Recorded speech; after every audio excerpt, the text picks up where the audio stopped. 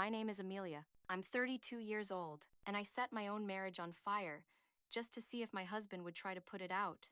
He didn't. He just watched the flames for a moment, and then he turned and walked away, leaving me to burn. Of course, that's not how it actually happened. Not literally, but it's how it felt. It's how it still feels. 6 months later, sitting in this house that is no longer a home, it's just a place with walls, with too much silence. Our marriage, to anyone looking in, was perfect. Robert and I had been married for 5 years, together for 8. We had the polished townhouse in the city's quiet, respectable quarter. We had the matching, sensible cars. He was a senior strategist at a top-tier consulting firm, a job that sounded important and paid accordingly. I was a curator at a small, private art gallery, a job that sounded sophisticated and gave me stories to tell at dinner parties. We were the couple people aspired to be. Stable, successful, put together. But beneath the surface, there was a stillness. A cold, creeping stillness that had settled over us like a fine layer of dust. Our conversations had become routines. How was your day? Fine. Busy. A new client. Did you remember to call the plumber about the leak? I'll do it tomorrow. The passion, the spontaneity that had defined our early years had evaporated. It hadn't vanished in a dramatic explosion. It had just faded. Like a photograph left in the sun for too long. Robert was a good husband. He was dependable. He remembered my birthday, our anniversary. He never raised his voice. He provided, but he was also distant. Present in body, but absent in spirit. His mind always seemed to be somewhere else. On a spreadsheet, in a boardroom, anywhere but with me. I started noticing it in the small things. The way his eyes would glaze over when I talked about a new artist I was excited about. The way he'd choose to read financial reports in bed instead of reaching for me. It was a quiet, polite erosion of intimacy, and I started to feel a desperate kind of jealousy. Not for other men, for other relationships. I'd scroll through my social media feeds and see friends posting pictures from spontaneous weekend getaways. Grand romantic gestures, passionate, tearful makeup selfies after a fight. They had drama. They had proof. Their love was a living, breathing thing that screamed and fought and made grand declarations. Our love just existed. It paid the mortgage. It was convenient. Then, about a year ago, her name started to appear in his conversations. Sophia. She was a new project lead, brought in from another major firm. Sophia is brilliant, he'd say, stirring his coffee. She completely streamlined the quarterly projections. Sophia has this incredible way of commanding a room without ever raising her voice. Sophia suggested we try a new approach for the Sterling account. It's risky, but I think she's right. Sophia. Sophia. Sophia. The name was like a small, sharp stone in my shoe. At first, I told myself I was being ridiculous. He was just admiring a colleague's professional skills. It was healthy. It was normal. But the mentions became more frequent. He started staying later at the office. Big project, he'd text. Working with Sophia to get it over the line. The seed of suspicion, once planted, took root and grew with terrifying speed. It became a thorny vine, wrapping itself around my thoughts, choking out all reason. The breaking point came on a Tuesday night. He came home late, well past 10. He looked exhausted. He leaned in to kiss me, and I smelled it. A faint, floral scent. Not my perfume. Definitely not his cologne. It was subtle, elegant, and utterly foreign. My blood ran cold. Where were you? I asked, my voice tight. I told you, we had to finish the presentation for tomorrow. It was a late one. He loosened his tie, oblivious. You smell like perfume. He paused, frowning slightly. He sniffed his shirt. Oh, probably from the party. We had a quick farewell drink for one of the accountants. The bar was packed. An excuse.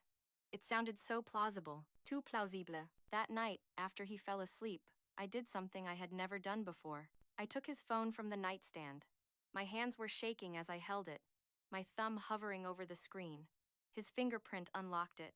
I felt a wave of shame, but it was quickly drowned by a desperate need to know. I scrolled through his messages, his emails, his call log. Nothing. There were messages with Sophia, yes, but they were infuriatingly professional. Sending over the final draft now. Can you double-check these figures for me? See you at the 8 a.m. meeting. Endera. There was no smoking gun, no secret love notes, no hidden folder of pictures. And somehow, that made it worse. The absence of evidence felt like proof of his cunning, not his innocence. He was smart. He was careful. Of course he would cover his tracks. That's when the idea started to form. A terrible, brilliant idea. I couldn't find the proof, so I would have to force it into the open. I couldn't trust his words, so I would have to test his actions. If he was innocent, if he truly loved me, he would fight for me. He wouldn't let me go. He would break down the door, emotionally speaking. He would refuse to accept it. But if he was guilty, he would be relieved. He would see it as an opportunity, an easy way out. I would stage a crisis. I would tell him I wanted to leave, and his reaction would tell me everything I needed to know. I would finally have my proof, one way or the other. I chose a Saturday. Saturdays were our quietest day. No work calls, no pressing errands, just the low hum of the city outside and the weight of unspoken things between us inside. The peace of it felt like a lie, and I was determined to shatter it. He was in the living room, reading a novel.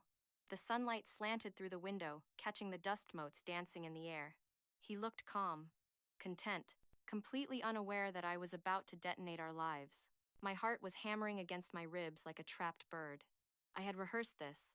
I had practiced my sad, determined expression in the bathroom mirror. "Robert," I said. My voice came out steadier than I expected.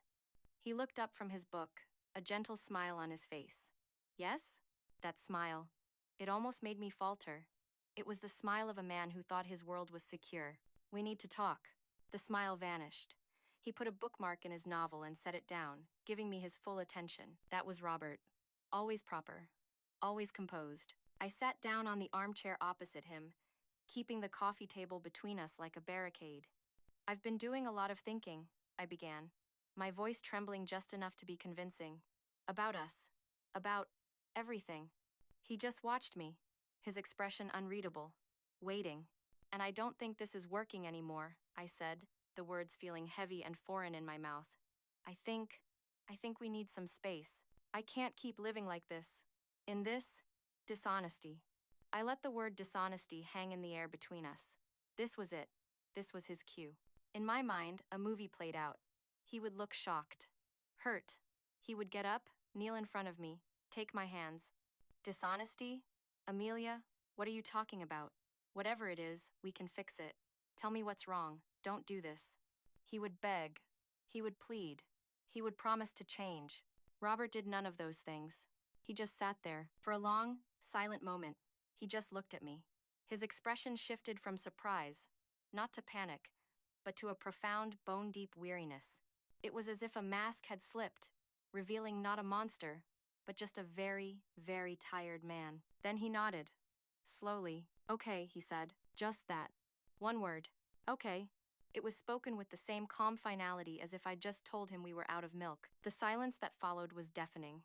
The script in my head had burst into flames. This wasn't right. This wasn't how it was supposed to go. I stared at him, my mouth slightly agape, waiting for more. For the questions, the protests, the passion. Nothing. Just quiet acceptance. A cold dread pooled in my stomach. This wasn't proof of his guilt. This was indifference, which was so much worse. "That's it?" I finally choked out, my voice cracking with disbelief. "Just, okay?" He looked genuinely confused by my reaction.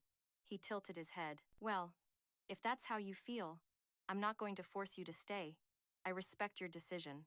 "Respect my decision?" The words echoed in my head. I didn't want respect. I wanted a fight.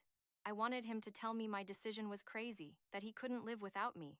I wanted him to show me I was wrong to ever doubt him. Heat flooded my cheeks. It was a volatile cocktail of humiliation and rage.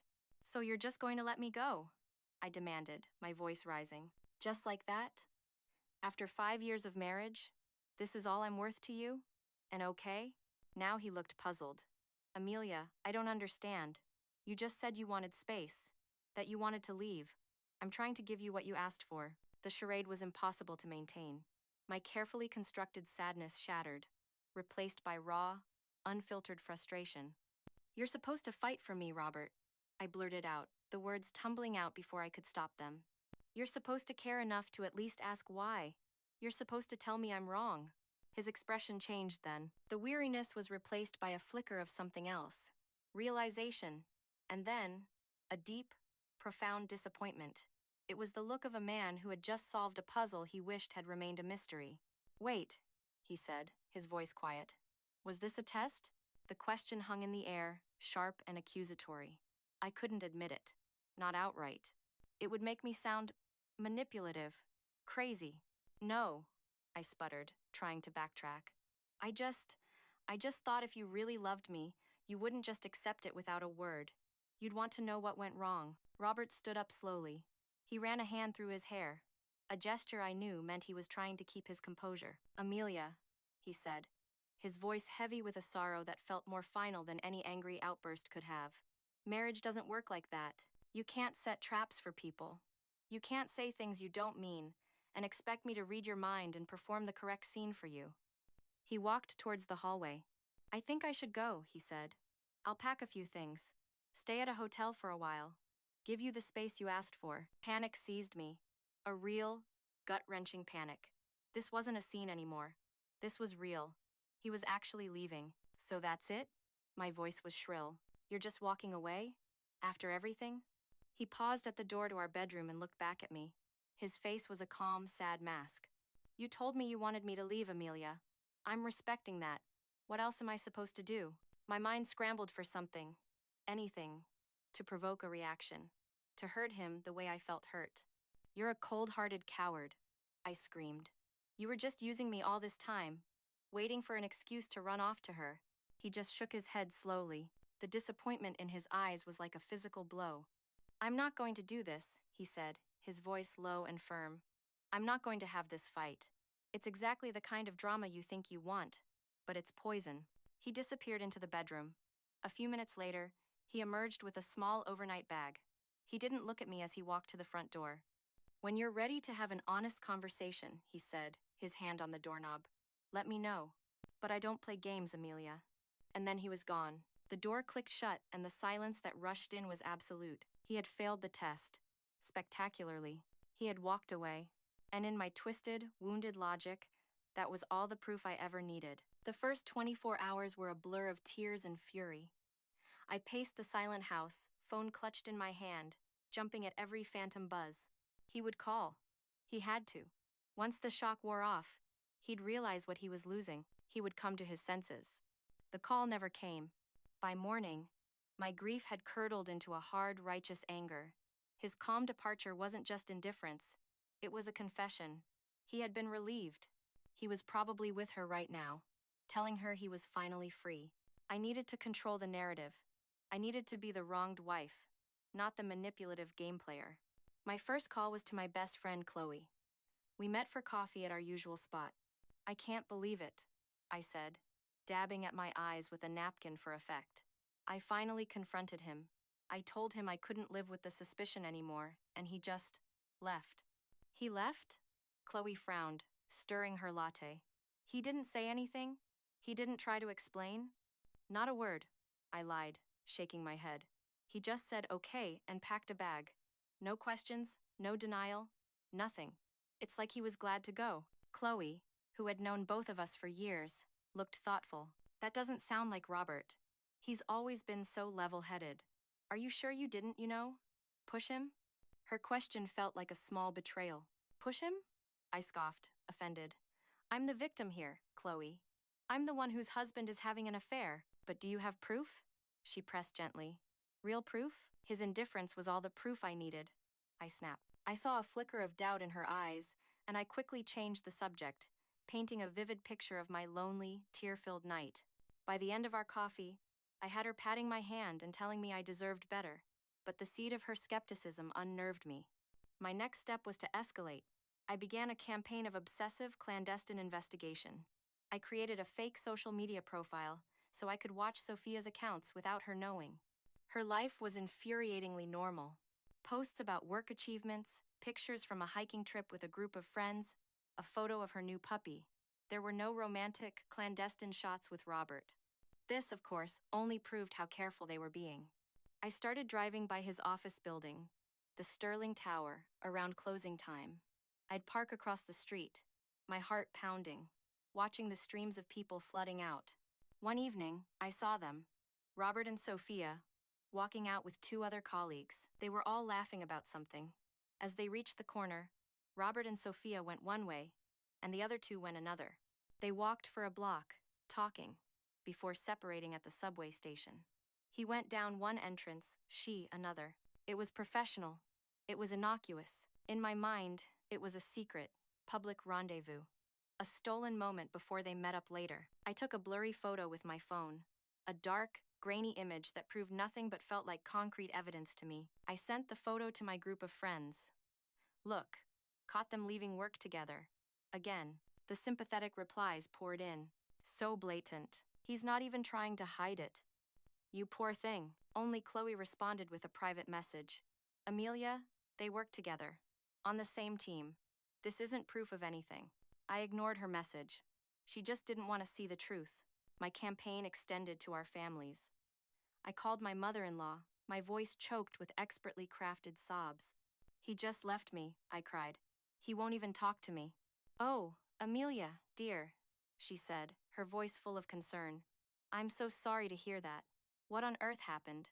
Robert called and just said you two were taking some time apart. He's seeing someone from work, I whispered, as if it were a painful secret.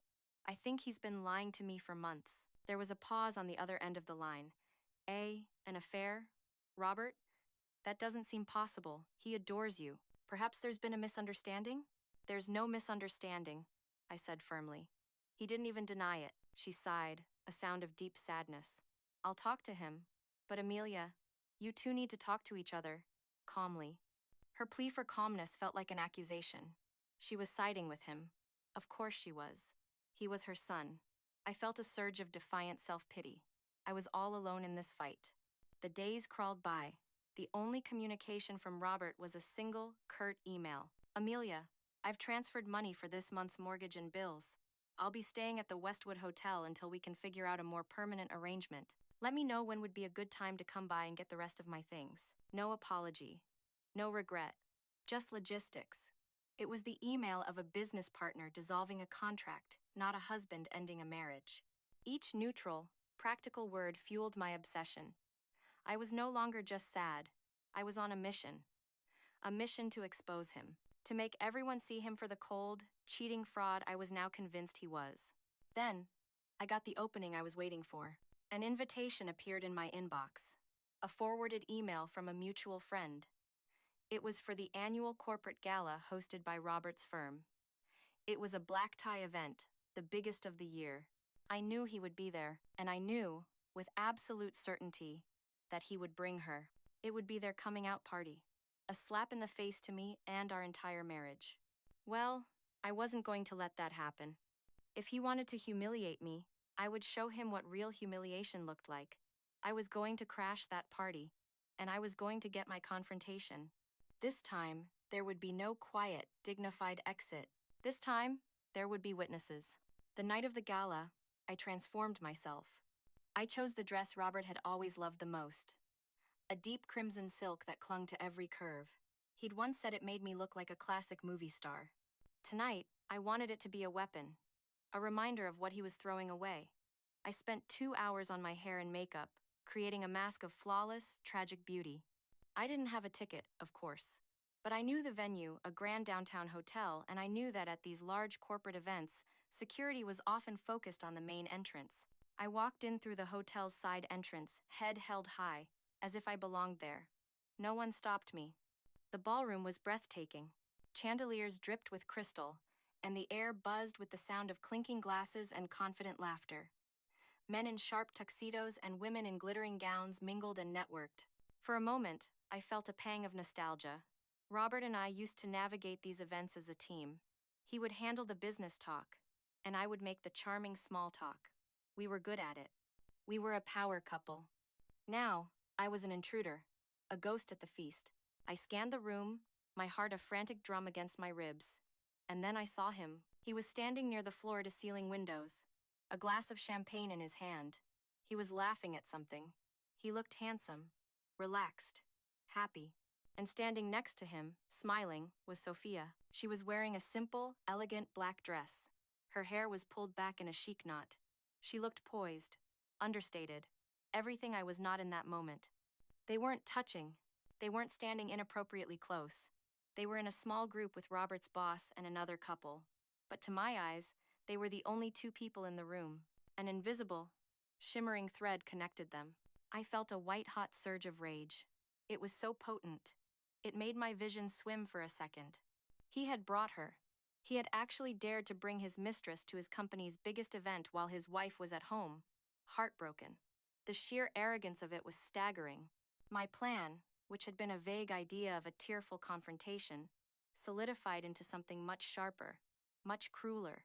I grabbed a glass of red wine from a passing waiter's tray. I threaded my way through the crowd, my movements deliberate, my crimson dress a slash of color in a sea of black and gold. As I got closer, I could hear their conversation. They were talking about market trends. It was utterly banal. They didn't see me until I was right upon them. "Robert," I said. His head snapped around. The smile on his face froze, then melted away, replaced by shock and disbelief. "Amelia? What? What are you doing here?" Sophia and the others turned to look at me, their polite smiles faltering with confusion. I ignored them all. My focus was on her. I gave her a brittle, fake smile. "So you're Sophia," I said, my voice dripping with contempt. "I've heard so much about you." End quote. Before she could respond, I took a small, seemingly clumsy step forward and let my wrist go limp. The red wine arcs through the air, a perfect, dark red splash against the pale cream of the hotel's carpet and the elegant black of her dress. A collective gasp went through the small group. Sophia looked down at the stain blooming on her gown, stunned. Oh, my goodness, I am so sorry," I said, my voice laced with mock horror. I looked directly at her. "It's just, you're so good at getting things that don't belong to you. I thought you might be able to catch it." The implication was as subtle as a sledgehammer. The polite conversation came to a dead stop.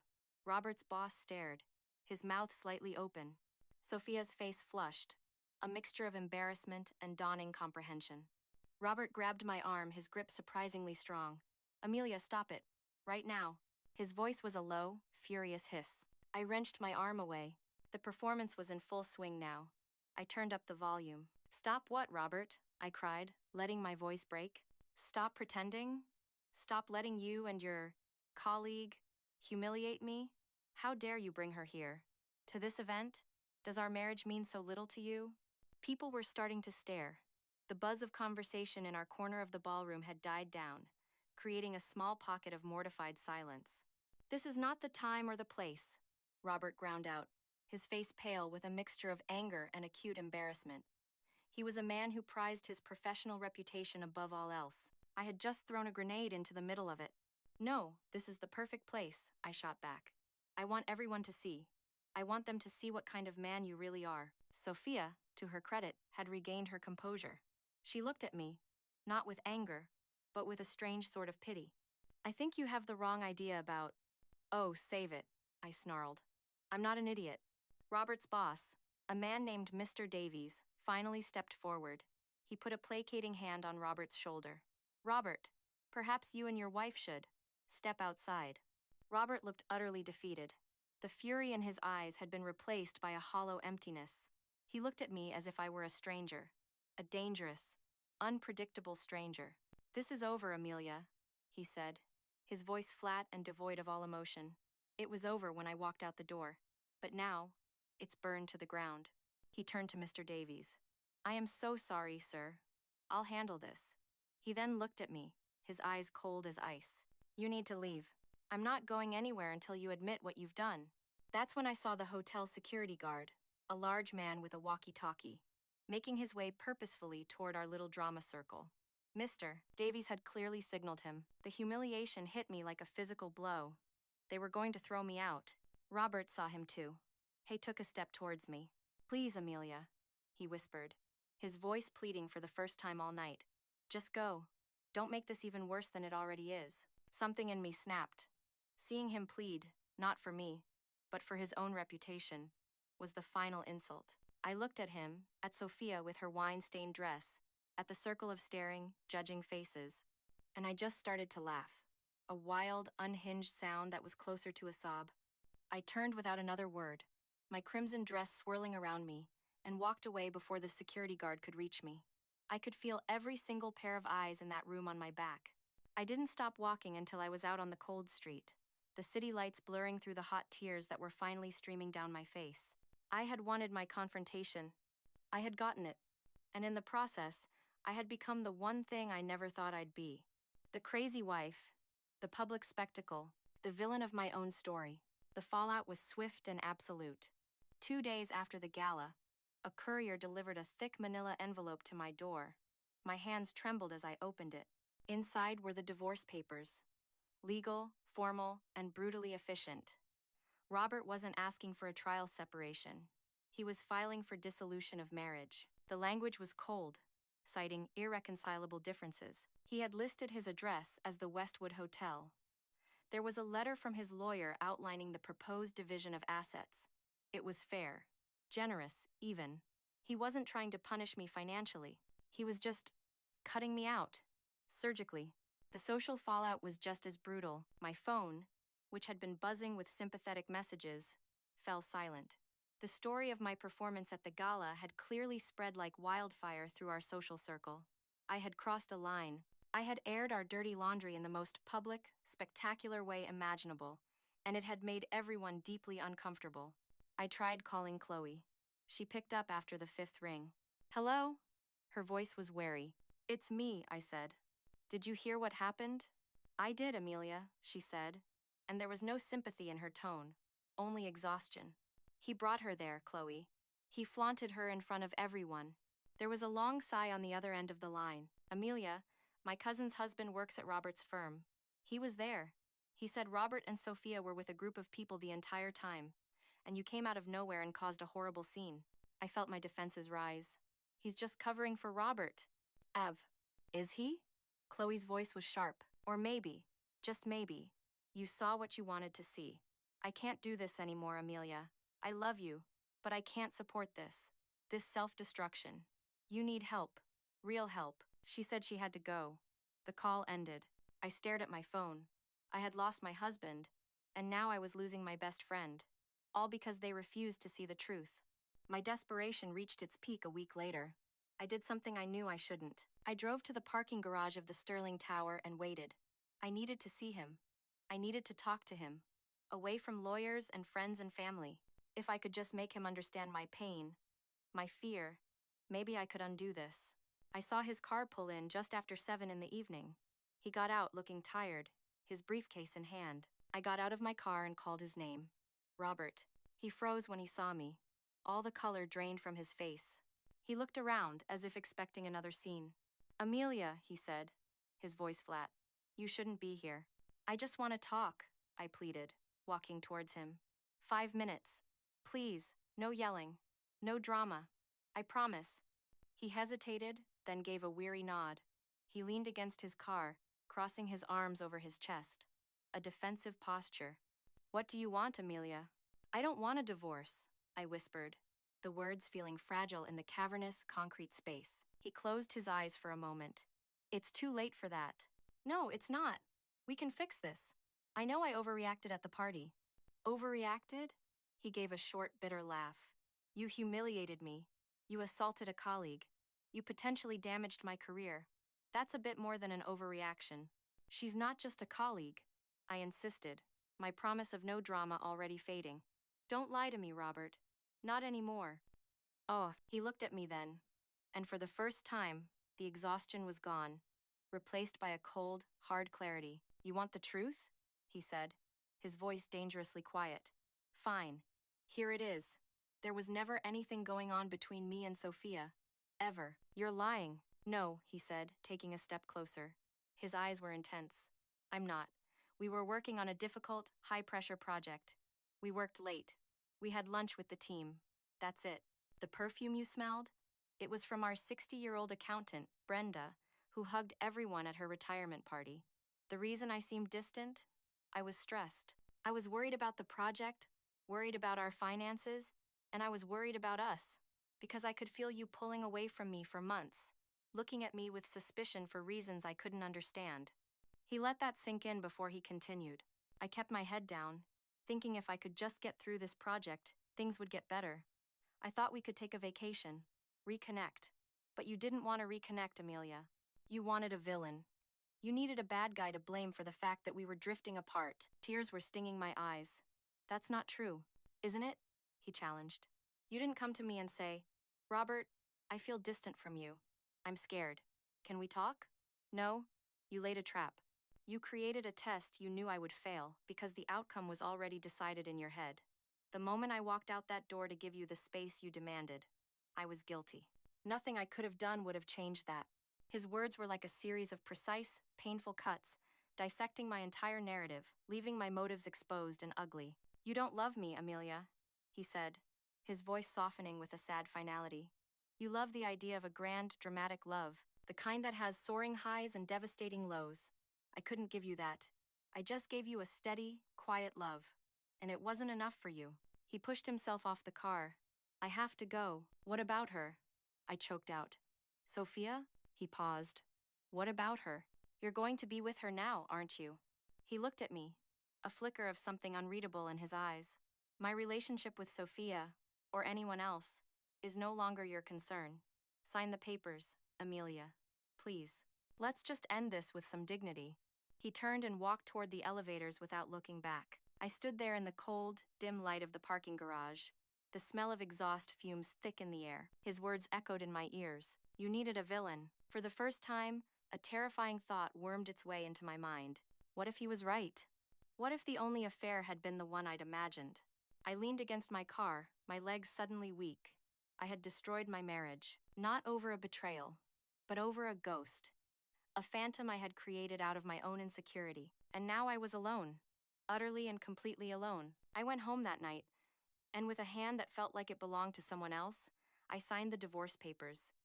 There was no hope left, no fight, just the quiet, final scratch of a pen, ending 5 years of my life. 6 months passed.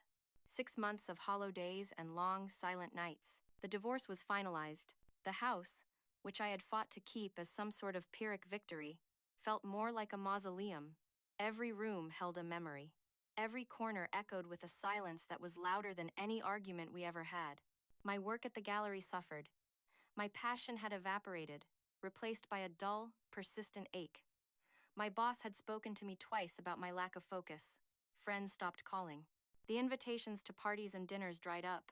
I was a social pariah, the woman who had made a scene, the woman who couldn't be trusted. I lived my life through a screen. I watched Robert's life move on without me. He didn't post much, but our mutual friends did. I saw a picture of him at a barbecue, smiling. Another from a hiking trip. He looked lighter, unburdened. Then, one Tuesday, I saw it. A picture posted by one of his colleagues. It was a group shot from a team dinner. In the photo, Robert and Sophia were sitting next to each other. His arm was resting casually on the back of her chair. They were a couple. It was quiet, understated, but unmistakable. The caption read, "Celebrating a successful quarter with the best team and the office's favorite new couple." So, it was real. My breath hitched. A part of me, the dark, vindictive part, felt a flare of triumph. See? I was right all along.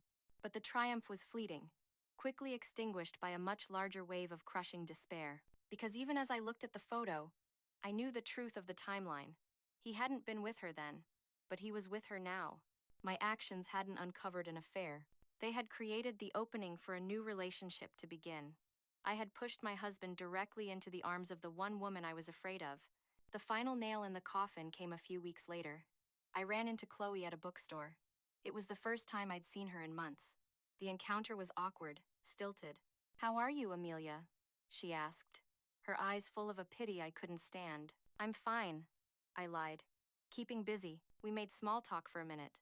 The polite dance of two people who used to share everything and now shared nothing but a history. As we were about to part, a morbid curiosity I couldn't suppress got the better of me. Have you seen Robert?"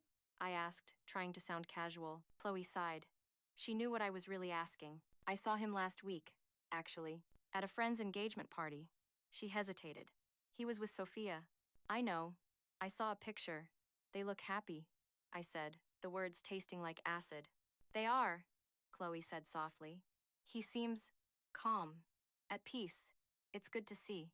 Then she looked at me, her expression serious. He told me they only started seeing each other a month after you two had separated. After the gala, he said the way she handled that whole situation with so much grace and professionalism, even after you'd publicly humiliated her, it made him see her in a new light. Her words hit me with the force of a physical blow. It wasn't a pre-existing passion. It wasn't a sordid, secret affair. It was her grace under the fire of my chaos that had attracted him. I had orchestrated the entire thing. I had written the script, cast the players, and directed the scene that led to the exact outcome I had feared most. We said our goodbyes, and I walked out of the bookstore in a daze. I sat in my car, the engine off, and for the first time, without any filters or justifications, I saw my own actions with horrifying clarity. The nagging suspicion, the manipulative test, the public hysterics, the refusal to listen. Robert's words from the parking garage came back to me. You needed a villain. He was right. I had been so terrified of being the wife who was cheated on, I had become something so much worse. The wife who destroyed her own marriage out of fear and pride. I sat there for a long time, watching people walk by on the street, living their normal lives. For a fleeting moment, I felt a flicker of true self-awareness, a painful, searing understanding of my own deep-seated flaws. The loneliness I felt wasn't something that had been done to me. It was the direct consequence of my own choices. I had built this prison of solitude, brick by brick. But even as that truth settled in, the old, familiar voice of self-preservation began to whisper. But if he had just fought for me, if he had just denied it with passion that first day, if he hadn't been so cold, so distant for all those months, if he hadn't made it so easy to believe the worst. And just like that, the moment of clarity was gone, clouded over again by the comfortable fog of blame. It's easier that way, to be the tragic heroine, the misunderstood victim. So that's who I remain, Amelia, 32 years old, sitting in a beautiful, empty house, watching the world go on from behind a window. Robert is building a future with someone else. My friends have moved on. My life is stalled, stuck in the echo of a single, catastrophic decision. All because I set my marriage on fire to see if he would fight for me. He didn't. He just walked away, and I now know it